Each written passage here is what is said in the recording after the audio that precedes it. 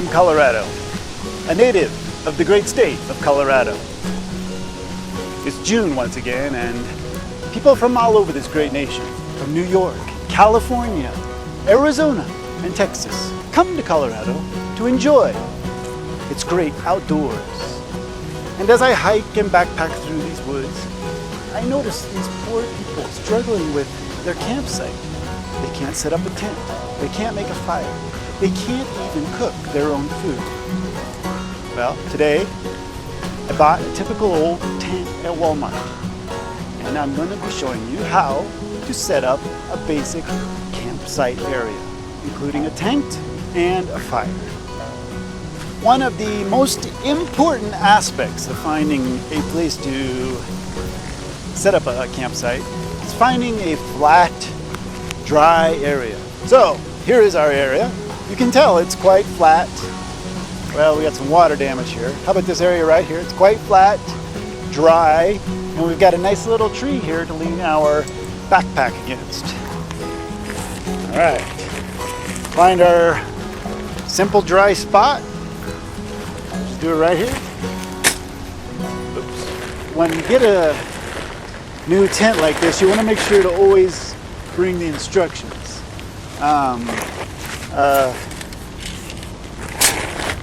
Crap. That's okay. These tents aren't that difficult. So, it looks like I left the instructions at home, but no worries because these tents are pretty easy to set up. I mean, it's usually just 4 stakes and a couple poles, and you're up and ready to go. But the first thing you want to do when you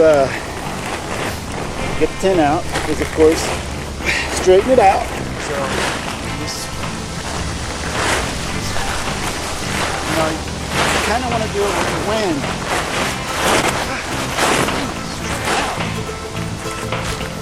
You don't want to freak out like that.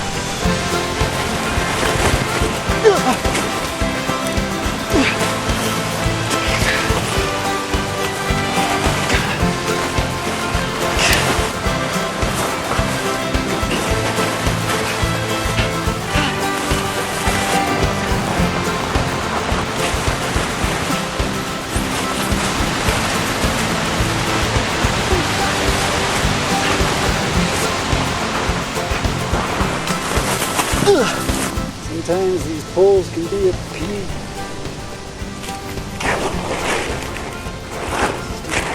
Stay. All right, we got the poles open. And then, oh my God, how many poles we got going here? It's usually just 4 poles. All right, we got a mess of poles.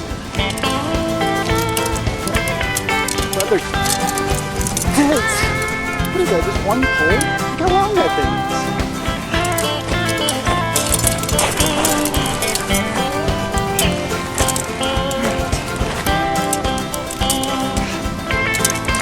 Alright.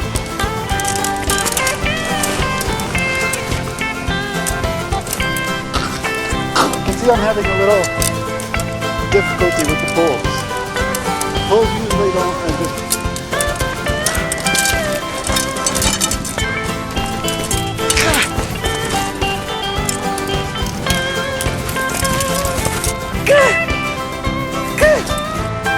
As you'll notice, I also have water. That's the 3 most important things about survival in the great Rocky Mountain wilderness: food, shelter, and water.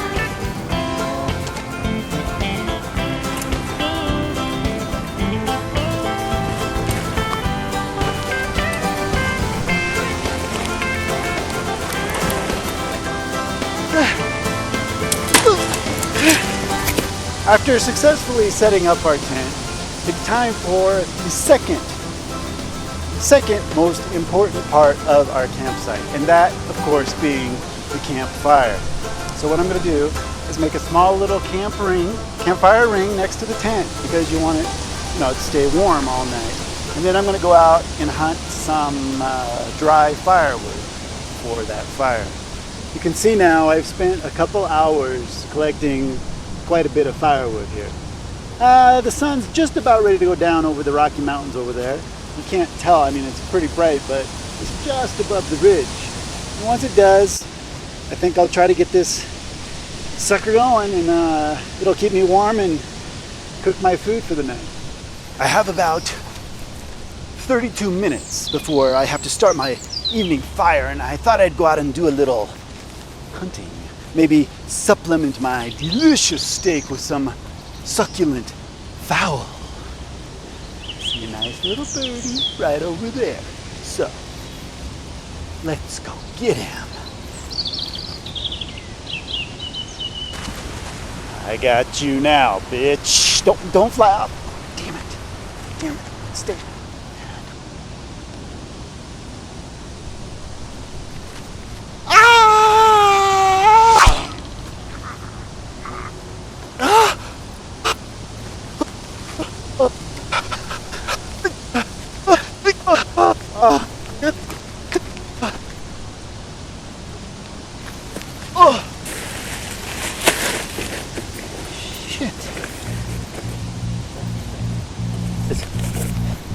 Do not forget matches.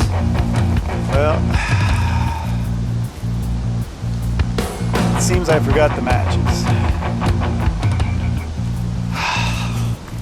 There's the old Indian traditional way of, this kind of thing, but I never was able to do that. So I'm just gonna try to get a spark by knocking these two rocks together.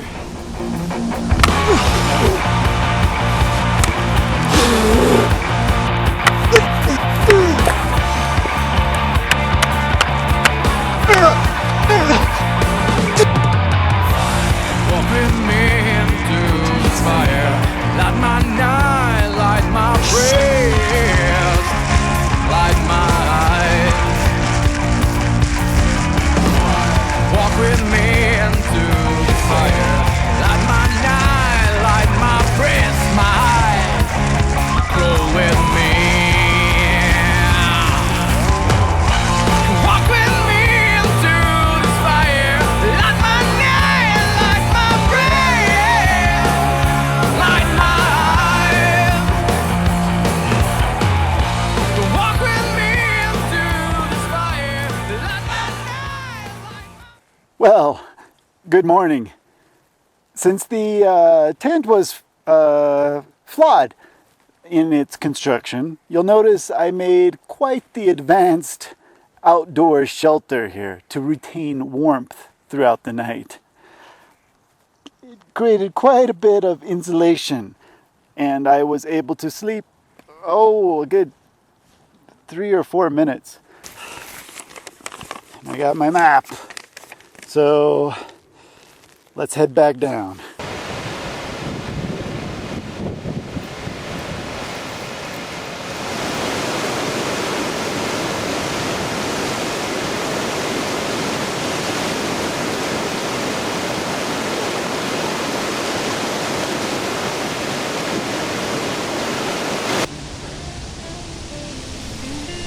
So we're hungry, cold, didn't get much sleep, and I've lost my map. But I know, being in this situation, I mean, really, you've got to get into that survivalist mode.